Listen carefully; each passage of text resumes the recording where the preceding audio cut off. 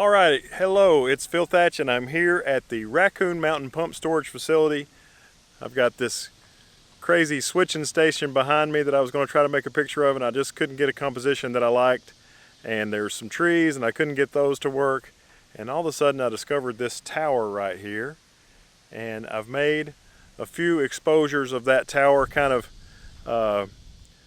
bracketed them myself because the clouds in the background are pretty bright and the tower in the foreground is pretty dim. But I really like the way the tower is there, and there's kind of a road, you may be able to see it, that kind of goes up and curves around. And so I'm going to try to make something out of that. I don't know if it's going to come out at all, but we came up here and they closed the top of the mountain at 7:30 Central, and sunset is at 7:48 Central, so that timing does not work out too good for us. But we're trying to make something happen, and I'm gonna let's see what I'm shooting with here for you.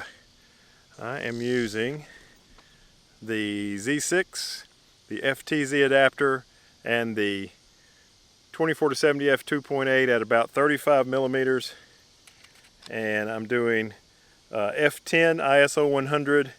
And let's see, the exposures that I've gotten were, see if I can get that in the picture, 1/10 of a second, 1/25 of a second, a 50th, and a 100th. So hopefully I'll be able to blend all those together and make one image out of them. And